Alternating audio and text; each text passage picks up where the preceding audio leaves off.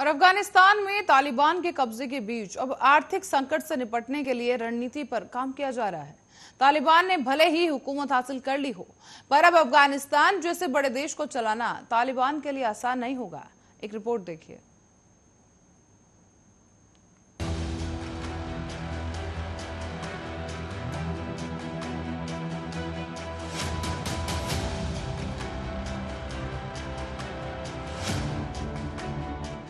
तालिबान ने भले ही अफगानिस्तान पर जीत हासिल कर ली हो, पर यहाँ राज कर पाना अब तालिबान के लिए बड़ा सवाल बन गया है। और ऐसे में कयास ये लगाए जा रहे हैं कि चीन की मदद से तालिबान अफगानिस्तान के आर्थिक संकट से निपटने की कोशिश करेगा।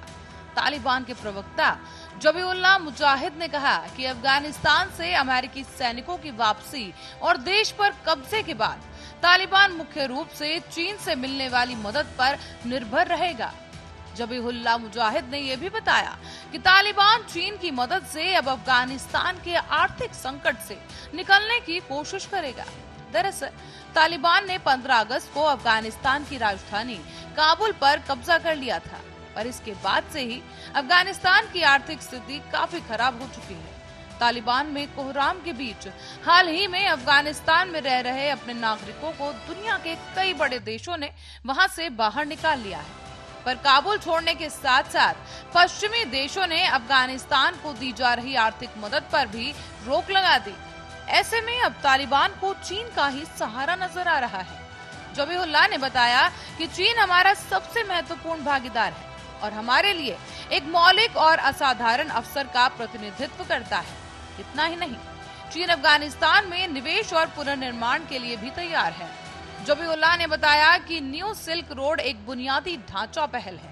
इसके जरिए चीन व्यापार मार्ग खोलकर अपना वैश्विक प्रभाव बढ़ाना चाहता है। इसे तालिबान द्वारा प्राथमिकता में रखा गया है।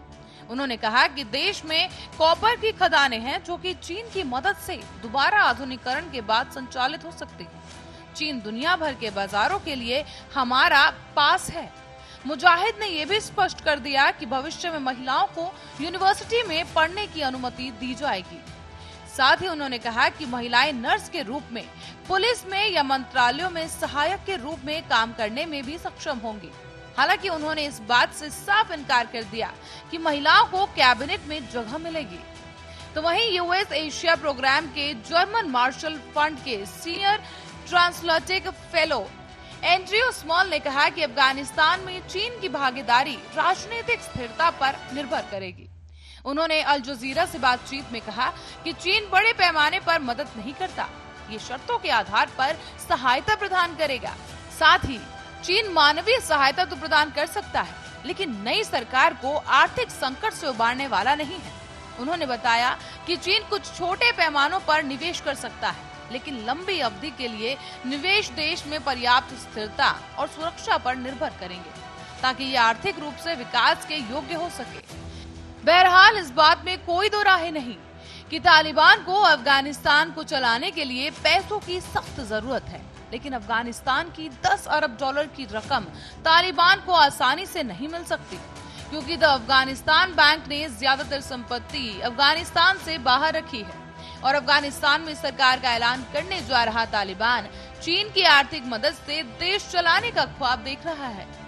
तो वहीं चीन तालिबान को आर्थिक मदद देकर बगराम एयरबेस हथियाने की कोशिश कर रहा है। अमेरिका की पूर्व दूत निकी हेली ने कहा कि अमेरिका को चीन पर करीबी नजर रखने की आवश्यकता है, क्योंकि ये युद्धग्रस्त देशों में बगराम वायु सेना अड्डे पर कब्जा जमाने की कोशिश कर सकता है। पर इतना ही नहीं, चीन भारत के खिलाफ मजबूत स्थिति हासिल करने के लिए पाकिस्तान का भी इस्तेमाल कर सकता है। जानकार मानते हैं कि चीन तालिबान की मदद से अपने मुस्लिम बहुत शिनजियांग प्रांत में चरमपंथ पर काबू पाना चाहता है। चीन ने पहले भी इस प्रदेश में मुस्लिम अल्पसंख्यकों पर जमकर ज्यादतियां की हैं। 10 लाख लोगों को कैद करने और मस्जिदों को तोड़ने के बाद भी चीन इन लोगों पर अपनी नीति थोप नहीं पाया, जबकि चीन लंबे समय से ये भी कहता आया है कि तालिबान नियंत्रित क्षेत्र का इस्तेमाल शिनजियांग के अलगाववादी ताकतों को शरण देने के लिए किया जाता है। ऐसे में वो इन अलगाववादियों के लिए सुरक्षित पनाहगाह को खत्म करना चाहता है। विशेषज्ञों की माने तो चीन का प्रमुख उद्देश्य अफगान जमीन का इस्तेमाल भारत को घेरने के लिए करना है। वो तालिबान पर अपना दबदबा बनाकर अफगानिस्तान से भारत को बाहर करने की प्लानिंग कर रहा है। ऐसे में अगर अफगानिस्तान पूरी तरह से चीन के नियंत्रण में चला जाता है तो इससे भारत को तगड़ा झटका लगेगा। भारत ने अफगानिस्तान में करोड़ों डॉलर्स का इन्वेस्ट किया है। ऐसे में इसके अलावा वो मध्य पूर्व के देशों में व्यापार के लिए अफगानिस्तान का इस्तेमाल करने की तैयारी में भी है। हालांकि भारत विदेशी विरोधी ताकतों के खिलाफ अपनी तैयारियों को लेकर काफी आत्मविश्वास से भरा हुआ नजर आ रहा है। News desk, Arya news.